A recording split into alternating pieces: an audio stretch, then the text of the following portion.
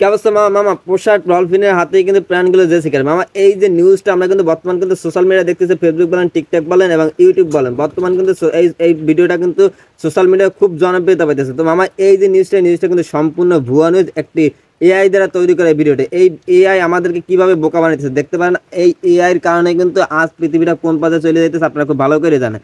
আর এই যে এআই যে ভিডিওটা, এটা কিন্তু আমাদের কাছে কিন্তু সাধারণ পাবলিকদের কাছে কিন্তু সত্য বলে মানতে বাধ্য করতেছে। কারণ আসলে আমরা কিন্তু সাধারণ পাবলিক কিন্তু এআই সম্পর্কে আমার কোনো কিছু বুঝিও না, ভালো জানিও না, যার কারণে কিন্তু আমরা কিন্তু এটা সত্যভাবে নিতেছে এবং যে যেরকমভাবে কিন্তু পোস্ট করতেছে, যে যেরকমভাবে কিন্তু ভিডিও বানাইতেছে।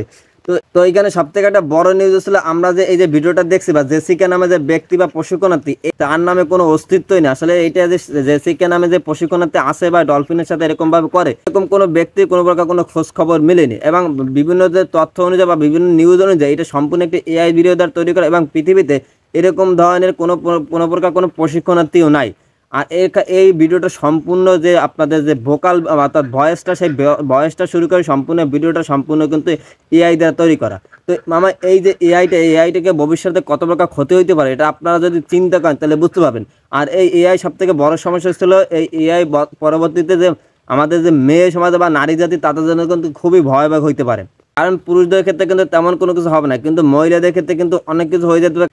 কারণ এই যে মহিলারা বিভিন্ন ধরনের ছবি পোস্ট করে, ফেসবুক বলেন, টিকটক বলেন, ইনস্টাগ্রাম বলেন, যেখানে পোস্ট করে না কারণ এই যে ছবির মাধ্যমে কিন্তু সম্পূর্ণ একটা ছবির মাধ্যমে একটা মানুষের সম্পূর্ণ একটা বডি থেকে একটা আকৃতি রূপ দিতে পারে। তো যত মেয়েরা আছে আমি মনে করবো অবশ্যই আপনারা হিসাব করে পোস্ট করবেন, কারণ আসলে আপনাদের পোস্টের কারণে কিন্তু ভবিষ্যতে কিন্তু আপনারাই ক্ষতি হতে পারে। কারণ এই এআই এমন কোনো জিনিস না যেটা পায় না।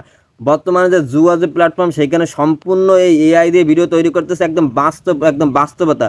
যেখানে আগে কিন্তু এআই দিয়ে ভিডিও তৈরি করতে গেলে কোনো প্রকার বাংলা লেখা যাইতো না, সেখানে কিন্তু বাংলা কিন্তু উল্টোপাল্টা লেখা হইতো। সেইখানে কিন্তু বর্তমান কিন্তু এআই কিন্তু সেটা কিন্তু সংশোধন করে নিচ্ছে। এবং এই এআইটা যে ভবিষ্যতে কতটা ক্ষতি হইতে পারে এটা আপনারা খুব ভালো করে জানেন। তো আমি মনে করি এই এআইটা আপনারা যারাই ব্যবহার করেন এখানে শান্ত এবং সুষ্ঠুভাবে ব্যবহার করা উচিত, কোনো প্রকার খারাপ কাজে ব্যবহার করা উচিত না। কারণ এআই জন্য কিন্তু পৃথিবী ধ্বংস হতে পারে। তবে অবশ্যই আপনি এআইকে যদি ভালোভাবে কাজ করেন, অবশ্যই কিন্তু এটা থেকে কিন্তু আপনি কিন্তু বেনিফিট পাবেন বা আপনি কিন্তু ভালো কোনো কাজ করতে পারবেন। কিন্তু এই এআইয়ের মাধ্যমে যদি আপনি যদি খারাপ কাজ করেন তাহলে কিন্তু অবশ্যই কিন্তু আপনি খারাপ পথে চলে যাবেন। আবার এটা কিন্তু মেয়েদের জন্য বেশি সব থেকে সমস্যা হবে। তো আমি মনে করি এই এআই সম্পূর্ণরূপে মানুষের ভালোভাবে ব্যবহার করা উচিত, কারণ এই এআইয়ের জন্য কিন্তু বর্তমানে অনেক সমস্যা হইতেছে।